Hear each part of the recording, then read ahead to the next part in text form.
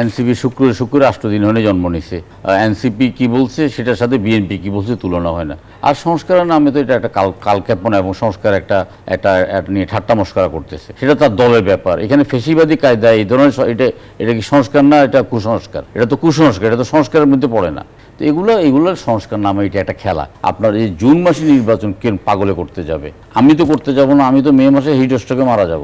BNP এখন media সন্ত্রাসের শিকার, বুঝছেন।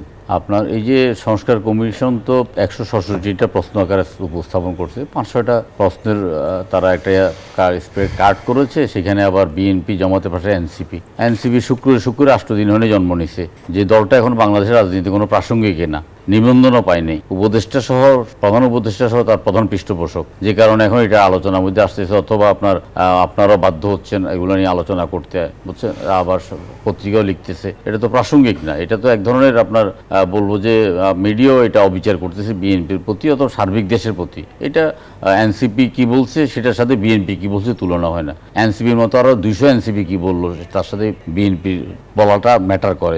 ওই 200 এনসিপির শক্তি একসাথে করে ওটা বলাটাই কোনো ম্যাটার করে না। বা যে 40টা রাজনৈতিক দলের সাথে ঐক্যমত্য কমিশনের মিটিং হয়েছে সেখানে বিএনপি ম্যাটার করে। এখানে 39টা রাজনৈতিক দল যদি এক কথা বলে আর বিএনপি আরেক কথা বলে, সেখানে বিএনপিটাকে গ্রহণ করতে হবে। জনগণের আপনার সমর্থন, জনগণের শক্তি, সংগঠন ইত্যাদি দিক যদি ইয়ে করেন। আর সংস্কারের নামে তো এটা একটা কালক্ষেপণ এবং সংস্কার একটা নিয়ে ঠাট্টা মস্করা করতেছে। ধরেন প্রধানমন্ত্রী এবং দলীয় প্রধান, একটা দল যদি মনে করো যে তার দলের প্রধানমন্ত্রী থাকবে, সেটা তার দলের ব্যাপার। এখানে ফেসিবাদী কায়দা এই ধরনের এটা কি সংস্কার না, এটা কুসংস্কার।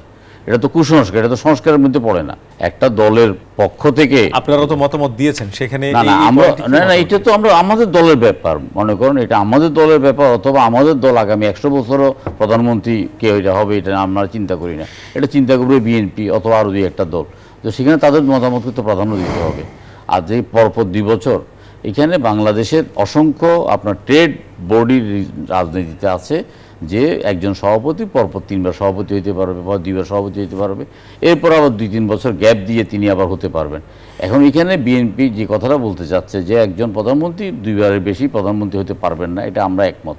কিন্তু যদি ওনার জীবন দশায় যদি আরও 20 বছর পরে যদি আবার উনি যদি প্রধানমন্ত্রী হয় তাহলে আপত্তি হবে। এখন আপনার মানে সামরিক কায়দায় বলতেছেন যে একজন 2 বারের বেশি প্রধানমন্ত্রী আজীবনের জন্য হতে পারবে না। আমেরিকাতে যদি আগামী নির্বাচনে বারাক ওবামা দাঁড়ায়, কোনো সমস্যা আছে? আইনগত কোনো সমস্যা আছে? বারাক ওবামা পরপর 2 বছর দাঁড়িয়েছে, এরপরে আবার দাঁড়াতে যাওয়ার কোনো সমস্যা নেই, সেরকম কোনো আইন নাই। তো এগুলোর সংস্কার নামে এটা একটা খেলা, এটা একটা খেলা, একটা মস্করা। নির্বাচনটাকে দীর্ঘায়িত করা, কিংস পার্টিকে একটু স্পেস করে দেওয়া।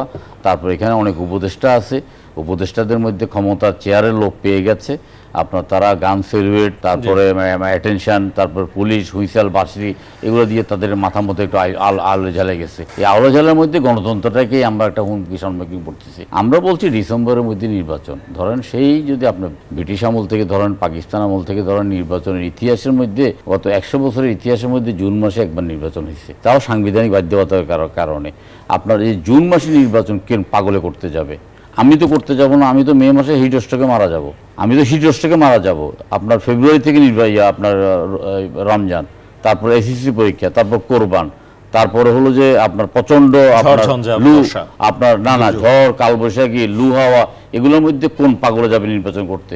এবং ডিসেম্বরের পরে মে মাসে, জুন মাসে কেন যেতে হবে এটার পিছনে একটা যুক্তিও দেখাইতে পারতেছে না।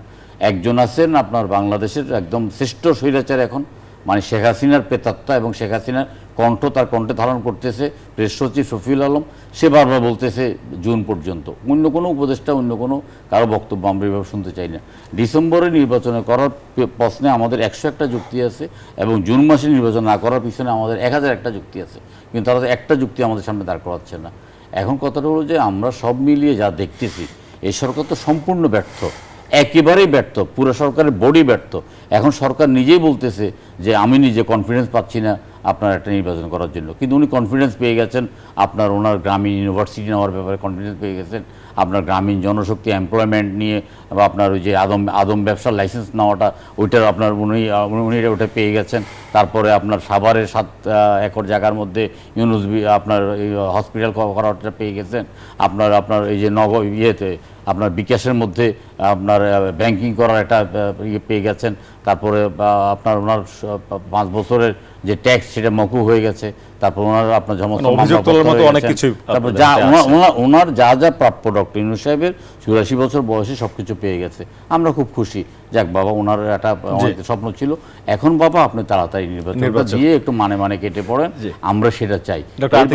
এর বাইরে গেলে পরিস্থিতি আসলে ওনার নিয়ন্ত্রণে থাকে। আজকে যে বিএনপি সংবাদ সম্মেলন করে বলেছে, আমরাও ভালো দল থেকে আমরা প্রেস রিলিজ দিয়ে বলেছি যে আমরা হতাশ এইসব কর্মকাণ্ডে। আপনার এখন আপনার ঠিকাদারি নিয়েছেন ওনারা আপনার শেখ হাসিনার দালালদেরকে প্রোভাইড করার জন্য। শেখ হাসিনা যেসব দালাল গত 15 বছরে 10 বছরে একটা টু শব্দ করে নাই, শেখ হাসিনার আঁচলে নিচে আশ্রয় নিয়েছে, তাদের সাথে উনি মিটিং করতেছেন।